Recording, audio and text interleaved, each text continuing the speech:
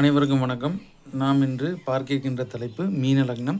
மீன லக்னத்திற்கு குரு பகவான் அதிபதியாக வருவார். அவர் 10ஆம் வீட்டுக்கும் அதிபதி அவரே வருவார்.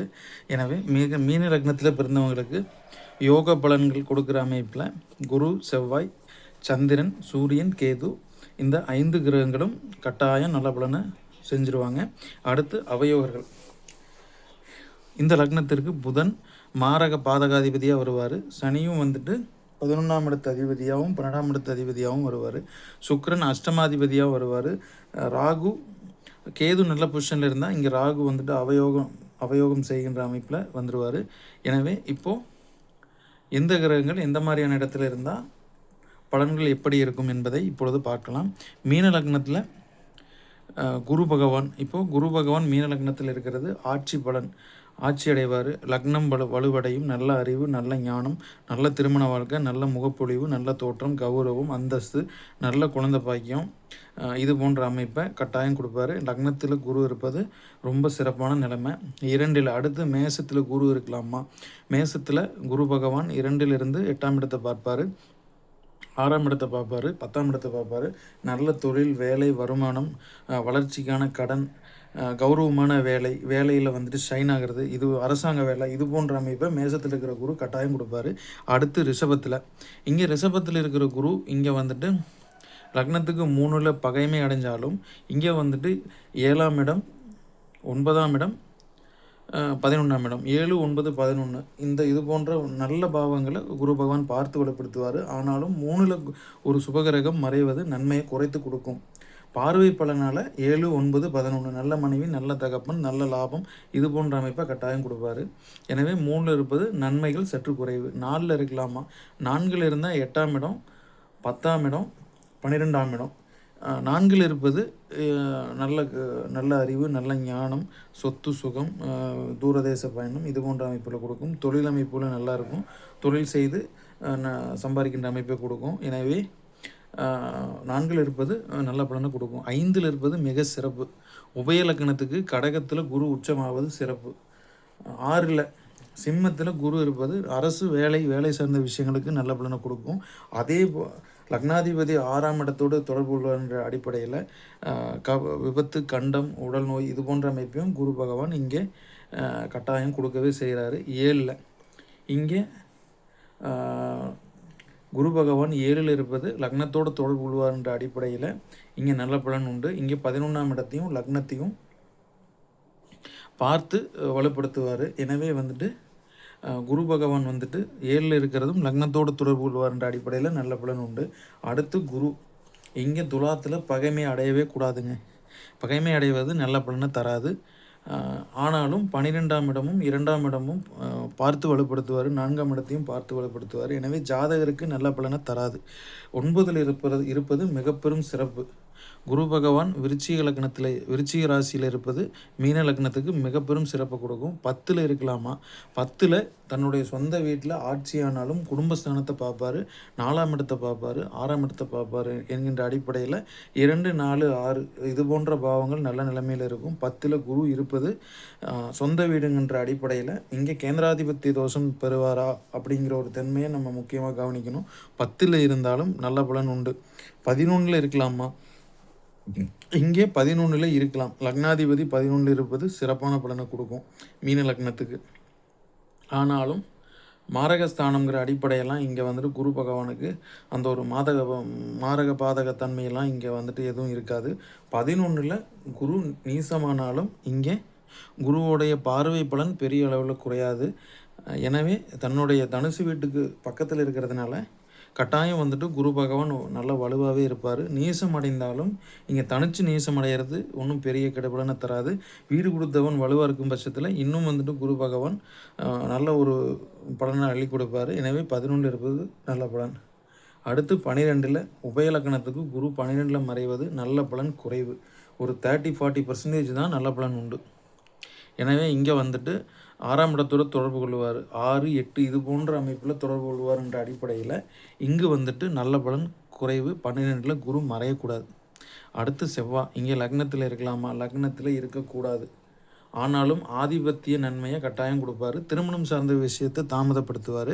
ஆனாலும் 2 9 குடைய கிரகம் லக்னத்தில் இருப்பது கட்டாயம் ஆதிபத்தியம் சார்ந்த நன்மையை கொடுக்கும். நல்லத்தனம், நல்ல தகப்பன், இது போன்ற தன்மையை கட்டாயம் கொடுக்கும். எனவே திருமணம் சார்ந்த விஷயங்களில் தாமதம்.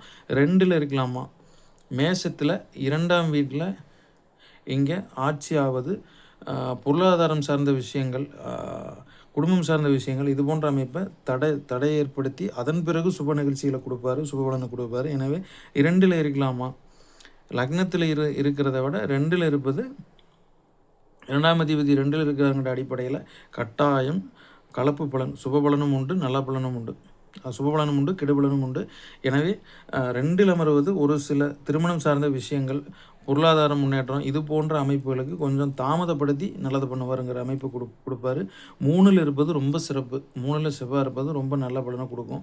4ல் இருப்பது மிதுனத்தில் 10ஆம் இடத்தோடு தொடர்பு கொள்வார் என்ற அடிப்படையில் 2க்கும் 9 கூடிய கிரகம் 4ல் இருக்கிறது பகை பெற்றாலும் இங்கே கட்டாயம் நல்ல பலன் இருக்கும். செவ்வாய் கேந்திரத்தில் இருப்பது நல்ல பலன்.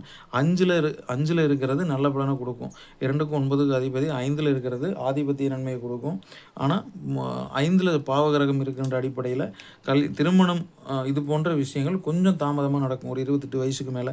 6ல் செவ்வாய் மறைவது கூடாது. வேலை சார்ந்த விஷயங்களுக்கு நல்லது, ஆனால் குடும்பம் சார்ந்த விஷயங்களுக்கு நல்ல பலனை தராது. 2ஆம் அதிபதி லக்னத்துக்கு 6ல் மறைகின்ற அடிப்படையில் ஆதிபத்திய கெடுதல் கண்டிப்பாக இருக்கும். இங்கே குடும்பத்தில் சண்டை சச்சரவு இது போன்ற அமைப்பையும் கொடுப்பாரு. 7ல் இருப்பது கூடாது, 8ல் மறைவதும் கூடாது. 9ல் ஆட்சி ஆகலாம், நல்ல பலனை கொடுக்கும். மீன லக்னத்துக்கு செவ்வாய் 9ல் ஆட்சி ஆகிறது நல்ல பலன் கட்டாயம் உண்டு. எனவே 9ல் இருக்கலாம். 10ல் இருக்கிறது மிகப்பெரிய நல்லது. 11ல் உச்சமாகிறது ரொம்ப சிறப்பு. இங்கே தன்னுடைய 4ஆம் பார்வையை 2ஆம் இடத்தை பார்ப்பார். 11ல் இருப்பது 2 9 கிடையாது கிரகம். 11ல் இருப்பது மிக சிறப்பான பலனை கொடுக்கும். 12ல் மறைவது கூடாது. 2 9 குடைய கிரகம் 12ல் மறைவது நல்லதில்லை. அடுத்து சந்திரன். இங்கே வந்துட்டு சந்திரன் ராசியிலேயே சந்திரன் தான் நின்ற இடத்த ராசி என்கின்ற ராசியாக வரும் என்கின்றதை நம்ம எடுத்து தீர்க்கமாக கவனித்து இப்போ சந்திரன் எங்கே இருந்தால் என்ன பலன் என்பதை பார்க்கலாம். இங்கே லக்னத்தில் மீனராசியில் சந்திரன் இருப்பது கட்டாயம் நல்ல பலன் உண்டு. மேசத்தில் இருக்கலாம், ரிஷபத்திலையும் இருக்கலாம், மிதுனத்திலையும் இருக்கலாம், கடகத்திலையும் ஆட்சி பெறுவார், ரொம்ப சிறப்பு. சிம்மத்தில் இருக்கலாமா, இங்கே 5 கூடையவன் 6க்கு போகிறான். அதாவது ஒரு 30% ஒரு நன்மை கொஞ்சம் குறைவாக கொடுப்பார். ஏன்னா 5ஆம் அதிபதி 6லிங்கிற தன்மைங்கிற அடிப்படையில். 7ல் இருக்கலாமா, 7ல் கட்டாயம் இருக்கலாம், நல்ல பலன் உண்டு. 8ல் மறையலாமா, கூடாது. 8ல் மறைவது இங்கே சுப பலன் குறைவு. 9ல் இருக்கலாம், ரொம்ப சிறப்பு. 10ல் இருக்கலாம், சிறப்பு. 11ல் இருக்கலாம், சிறப்பு. 12ல் இருக்கலாமா, இங்கே 5ஆம் அதிபதி 12ல் மறைவது ஒரு சில ஆதிபத்திய குறைபாட்டை கொடுக்கும். எனவே 12ல் மறைவதும் நல்ல பலன் இல்லை. சந்திரன் ஓரளவு வளர்பிறையில் இருந்தாலே மீன லக்னத்துக்கு நல்ல பலனை கட்டாயம் கொடுப்பாரு. எனவே மீன லக்னத்துக்கு சந்திரன் வந்துட்டு 12ல் மறைவதும் நன்மை குறைவு. அடுத்து சூரியன். லக்னத்தில் இருக்கலாமா, 6ஆம் அதிபதி லக்னத்தில் இருப்பது ஜாதகரை நோயாளியாகவும் கடனாளியாகவும் மனைவியோட சண்டை போட வைக்கும். எனவே 6ஆம் அதிபதி லக்னத்தில் இருக்கிறது சிறப்பு இல்லை. ஆனாலும் அந்த வரட்டு கௌரவம், பிடிவாதம் இது போன்ற தன்மையை கொடுப்பாரு. 2ல் இருக்கலாமா, மேசத்தில் 6ஆம் அதிபதி 2ல் இருக்கிறது தனம் சார்ந்த விஷயங்களுக்கு நல்ல பலனை கொடுக்கும். இங்கே 2ல் உச்சமாவார். இங்கே கட்டாயம் நல்ல பலன் உண்டு. 3ல் இருப்பது மிகப்பெரும் சிறப்பு. 4ல் மிதுனத்தில் இருக்கிறதும் சிறப்பு. 5ல் இருக்கிறதும் சிறப்பு. 6ஆம் இடத்து அதிபதி 6ல் இருக்கலாமா, மீன லக்னமாகி சிம்மத்தில் சூரியன் இருப்பது நல்ல வேலை, பொருளாதாரம், முன்னேற்றம் இது போன்ற அமைப்பை கட்டாயம் கொடுப்பாரு. 6ல் இருப்பது சிறப்பு. 7ல் இருக்கலாமா, 7ல் இருக்கிறது 6ஆம் அதிபதி 7ல் இருக்கிறது சிறப்பில்லை. 6ஆம் அதிபதி துலாத்தில் இருக்கிறதும் சிறப்பில்லை. விருச்சிகத்தில் அமர மிகப்பெரும் சிறப்பு. 9ல் விருச்சிக வீடாக அதில் சூரிய பகவான் அமர்வது ரொம்ப சிறப்பு. 10ல் தனுசு வீட்டில் இருக்கிறது ரொம்ப சிறப்பு. எனவே 10லையும் இருக்கலாம், 11லையும் இருக்கலாம், மிகப்பெரும் மேன்மை, லாபம், தனலாபம், அபிவிருத்தி இது போன்ற அமைப்பை கொடுப்பாரு. எதிரிகளே இல்லாத தன்மை பண்ணுவார். எனவே 11ல் சூரியன் இருப்பது சிறப்பு. 12ல் இருக்கலாமா, 12ல் இருக்கக்கூடாது. ஆதிபத்திய 6ஆம் இடத்துடைய தொடர்பு கொள்வாருங்கிற அடிப்படையில் 12ல் மறையக்கூடாது. 12ல் சூரியன் 12ல் மறைவது 6ஆம் இடத்தோடு தொடர்பு கொள்வார்ன்ற அடிப்படையில் சூரிய தசை நல்ல பலனை செய்யாது. அடுத்து கேது. மீனத்தில் கேது, லக்னத்தில் கேது இருக்கலாம், நல்ல பலன் உண்டு. அடுத்து 2ல் மேஷத்தில் கேது இருக்கலாம், நல்ல பலன் உண்டு. ரிஷபத்திலையும் கேது இருக்கலாம், நல்ல பலன் உண்டு. மிதுனத்திலையும் இருக்கலாம், நல்ல பலன் உண்டு. கடகத்தில் மீன லக்னத்துக்கு கடக வீடாக 5ஆம் இடத்துல கேது இருக்கலாங்க, நல்ல பலன் உண்டு. 6ல் இருக்கலாமா, கட்டாயம் நல்ல பலன் உண்டு. 7ல் இருக்கலாமா, நல்ல பலன் உண்டு. 8ல் இருக்கலாமா, இங்கே 8ஆம் இடமாக வந்து துலாமாக வர்றது அடிப்படையில் 8ஆம் இடத்துல இருக்கிறது நல்ல பலன் இல்லை. 9ல் இருக்கிறது நல்ல பலன் உண்டு. 10ல் கேது இருந்தாலும் சுப பலன் கட்டாயம் உண்டு. 11ல் இருப்பது ரொம்ப சிறப்பு. 12ல் இருக்கலாம் ரொம்ப சிறப்பு. இங்கே 8ல் இருக்கிறதும் கெடுபலன்கள் அதிகரித்து கட்டாயம் கொடுக்கும். 6ல் சூரியன் வந்துட்டு இந்த லக்னத்துக்கு யோகரார் நண்பராக வருகிறார் அடிப்படையில் 6ஆம் இடத்துக்கு ஏது பெரிய அளவில் கெடுபலனை கொடுக்க மாட்டார். கெடுபலன் குறைவு. ஓகே, அடுத்து அவயோகர். இங்கே அவயோகர் லக்னத்தில் புதன் வந்துட்டு லக்னத்தில் நீசம் அடைவது நல்ல பலனை கட்டாயம் கொடுக்கும். நீசம் லக்னத்தில் புதன் இருப்பது லக்னத்தில் திக்பலம் அடைவாருங்கிற அடிப்படையில் கட்டாயம் வந்துட்டு நல்ல பலனை கொடுக்க கடமைப்பட்டவராகிறார். அதனால் புதன் லக்னத்தில் இருக்கலாம், 2ல் இருக்கலாம், 3ல் இருக்கிறது ரொம்ப சிறப்பு, 4ல் இருக்கிறது ஆட்சி பலம் அடைவார். 7ஆம் அதிபதி 4ல் அமர்வது ரொம்ப சிறப்பான பலனை தரும். 5ல் இருக்கலாம் ரொம்ப சிறப்பு. 7ஆம் அதிபதி 6ல் இருக்கலாமா? இங்கே என்ன தான் 7ஆம் அதிபதி 6ல் இருந்தாலும் நட்பு வீடுங்கிற அடிப்படையில் சிறு சிறு சண்டை சச்சரவு இது போல் ஒரு தன்மையை 7ஆம் இடத்து அதிபதி 6ல் மறைந்தால் கொடுப்பாரு. எனவே அந்த வீடு கொடுத்தவன் நல்லா இருக்கும் பட்சத்தில் பெரிய அளவு கெடுபலன் இருக்காது. எனவே 7ஆம் அதிபதி 6ல் இருக்கலாம். 7ஆம் அதிபதி 7ல் இருக்கலாமா? புதன் இங்கே உச்சம் ஆகலாம். இங்கே உச்சம் ஆகிறதுனால பெரிய கெடுபலன் இருக்காது. எனவே இங்கே வந்துட்டு மீன லக்னத்துக்கு 7ல் புதன் உச்சமாகிறது நல்ல சிறப்பான பலன்களையே கொடுக்கும். அடுத்து 8ல் இங்கே துலாம் வீட்டில் புதன் வந்துட்டு நட்பு நிலைமையில் இருந்தாலும் 7ஆம் அதிபதி 8ல் மறைவது தவறு கூடாது, நல்ல பலன் இல்லை. 9ல் விருச்சிகத்தில் இருக்கிறது ரொம்ப சிறப்பான பலனை கொடுக்கும். 10ல் புதன் அமர்வதும் நல்ல பலனை கொடுக்கும். தொழில் ஸ்தானத்தில் புதன் வித்யாகாரன் வந்து அமர்வது ரொம்ப சிறப்பு. 11ல் அமர்வது ரொம்ப சிறப்பு.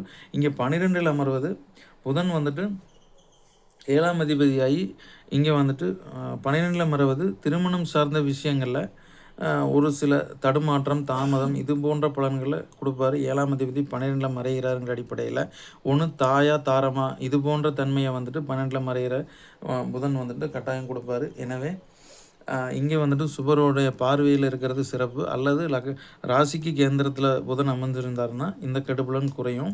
எனவே புதன் வந்துட்டு 7ஆம் அதிபதி 4க்கும் 7க்கும் உடைய அதிபதி 12ல் மறைவது திருமணத்துக்கு பிறகு தாயா தாரமாங்கிற தன்மை கொடுக்கும். சுபர் பார்வை இருக்க கட்டாயம் வந்துட்டு இது நல்ல பலனாக மாறும். அடுத்து சனி லக்னத்தில் இருக்கக்கூடாது, நல்ல பலன் இல்லை. 2ல் இருக்கக்கூடாது, 3ல் இருக்கலாம் ரொம்ப சிறப்பான பலன். ஆனாலும் தகப்பனை கெடுப்பார், தகப்பன் ஸ்தானத்தை கெடுப்பார். 4ல் இருக்கலாமா? இங்கே கேந்திரத்தில் 4ல் இருக்கிற சனி 10ஆம் இடத்தோடு தொடர்பு கொள்வாங்கிற அடிப்படையில் ஆதிபத்திய நன்மை கட்டாயம் உண்டு. 5ல் இருக்கலாமா? 5ல் இருக்கிறது நல்ல பலன் இல்லை. 6ல் இருக்கிறதும் நல்ல பலன் இல்லை. 7ல் இருக்கிறதும் நல்ல பலன் இல்லை. 8ல் இருக்கலாமா? இங்கே குடும்பஸ்தானத்தை கெடுப்பார். 8லையும் இருக்கக்கூடாது. 9ல் இருக்கலாமா? கூடாது. விருச்சியத்திலையும் கூடாது. 10ல் இருக்கலாம், நல்ல பலன் உண்டு. 11ல் சொந்த வீட்டில் இருக்கலாம், நல்ல பலன் உண்டு. 12ல் இருக்கலாமா? 12ல் இருந்தாலும் குடும்பம் சார்ந்த விஷயங்கள், கடன், நோய், 12ஆம் இடத்தோட விரயம் இது போன்ற பலன்களையும் கொடுப்பார். எனவே 10, 11, 3, 10, 11 4ல் இருக்கலாம். இதை தவிர வேறு எந்த பாவத்தில் இருந்தாலும் சுபர் பார்வையோடு இருக்கணும். அப்படி இல்லாத பட்சத்தில் சனி பகவான் அந்த பாவத்துக்கு எடுத்து தாமதப்படுத்தியே பலன் தருவார்.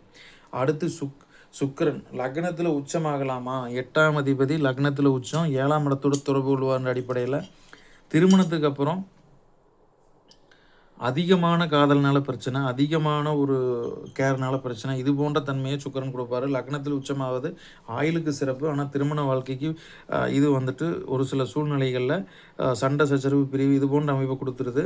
எனவே வந்துட்டு இங்கே பெரும்பாலும் வந்துட்டு இங்கே சுக்கிரன் வந்துட்டு அஸ்தங்கமாகாமலோ அல்லது புதனோட இருக்கும் பட்சத்தில் இது வந்துட்டு இன்னும் ஸ்ட்ராங்காக நடக்கும். எனவே இங்கே அஷ்டமாதிபதி உச்சமாகிறது 7ஆம் இடத்துக்கு நன்மையை கெடுக்கின்ற அமைப்பில் வரும். எனவே இங்கே உச்சமாகாமல் இருக்கிறது சிறப்பு. இங்கே சூரியனோட அஸ்தங்கமானாலும் இங்கே புதன் வந்துட்டு கூடியிருந்தாலும் 6, 8 அதிபதி 7ஆம் அதிபதிங்கிற புதன் இணைஞ்சிருக்கிற தன்மையில் கண்டாயம் கெடுபலனை கொடுத்துருவார். எனவே இங்கே இந்த இடத்த உன்னிப்பாக கவனிக்கணும். அடுத்து 2ல் இங்கே அஷ்டமாதிபதி 2ல் வந்து அமர்வது, இங்கே சுக்கிரன் 2ல் வந்து அமர்வது தனநாசத்தை சொல்கிற அமைப்பு. பெண்களால் தனநாசம் இது போன்ற அமைப்பு கொடுக்கும். 3ல் அமர்வது சிறப்பு, 4ல் அமர்வது சிறப்பு, 5ல் அமர்வது கட்டாயம் வந்துட்டு சுபகரங்கிற அடிப்படையில் நல்ல பலனை செய்வார். 5ல் சுக்கிரன் இருப்பது நல்ல பலன் உண்டு. அடுத்து சிம்மத்தில் சுக்கிரன் இங்கே வந்துட்டு சிம்மத்தில் 8ஆம் அதிபதி 6ல் இருக்கிற அடிப்படையில் இங்கே சுக்கிரன் வந்துட்டு நல்ல பலனை கொடுக்க மாட்டார். கட்டாயம் வந்துட்டு ஸ்மூத்தான ஒரு பலன் இருக்காது. 7ல் இருக்கலாமா? கட்டாயம் 7ல் இருக்கலாம். 8ஆம் இடத்துக்கு 7ல் 8ஆம் இடத்துக்கு 12ல் மறைஞ்சு 7 இருக்கிறது நல்ல பலன் சொல்லும். 3க்கு திரிகோணமாக வந்துடும். எனவே சூப்பரான பலனாக இருக்கும். இங்கே 8ல் இருக்கலாமா? 8ஆம் அதிபதி 8ல் இருந்து திசை நடத்தினா கட்டாயம் கசப்பான பலன் கொடுக்கும்.